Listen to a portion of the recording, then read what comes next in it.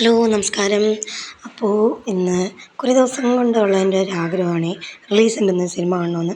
പക്ഷേ ഒന്നുകിൽ സമയം കിട്ടാറില്ല, അല്ലെങ്കിൽ ടിക്കറ്റ് കിട്ടാറില്ല, എല്ലാം നോക്കണമല്ലോ. അപ്പം അങ്ങനെ ഇരുന്നപ്പോഴാണ് നമ്മുടെ ദിലീപേട്ടനും ബബ്ബപ്പ ഇറങ്ങുന്നതിനെക്കുറിച്ച് അറിഞ്ഞത്.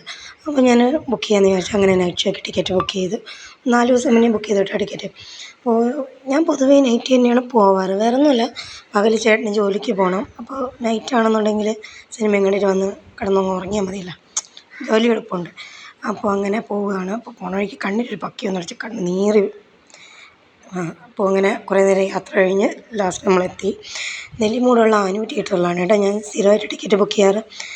വേറൊന്നും കൊണ്ടല്ല, ഒരു എന്താ പാർക്കിങ്ങൊക്കെ ഓക്കെയാണ്. അത്യാവശ്യം ഫാമിലിയായിട്ടൊക്കെ പോകാൻ പറ്റിയൊരു തിയേറ്റർ ആയതുകൊണ്ട് എനിക്ക് വലിയ ഇഷ്ടമാണ് അവിടെ പോകുക എന്നുള്ളത്. സോ അങ്ങനെ സമയത്തിന് തന്നെ എത്താൻ പറ്റി. അങ്ങനെ പടം തുടങ്ങി. നല്ല ഇൻട്രോ സീനുകളൊക്കെ നല്ല ഇതായിരുന്നു. അപ്പോൾ നമ്മുടെ ദിലീപേട്ടൻ്റെ എൻട്രി കണ്ടപ്പോൾ ഉണ്ടല്ലോ, ശരിക്കും പറഞ്ഞാൽ പഴയ വാളയാർ പരമശിവത്തെ എനിക്ക് ഓർമ്മ വന്നു. നല്ല എന്താ പറയുക, നമ്മൾ ഒരുപാട് ഇഷ്യൂസൊക്കെ നടക്കുന്നുണ്ടെങ്കിൽ ഒരു വ്യക്തിയല്ല സിനിമയെന്ന് പറഞ്ഞാൽ ഒരു കൂട്ടം ആൾക്കാരുടെ അധ്വാനമാണല്ലോ. അപ്പോൾ നമ്മൾ ആ ഒരു സിനിമ ആ ഒരു ലെവലിൽ കണ്ടാൽ മതി എന്നുള്ളൊരു അഭിപ്രായമാണ്. പിന്നെ പൊതുവേ ദിലീപിൻ്റെ സിനിമകൾ ഞാൻ മിക്കതും കാണാറുണ്ട്. നമ്മുടെ ലാലേട്ടൻ്റെ എൻട്രി പൊളിയായിരുന്നു കേട്ടോ, നല്ല മാസ് എൻട്രി, നല്ല നല്ല അടിപൊളിയായിരുന്നു.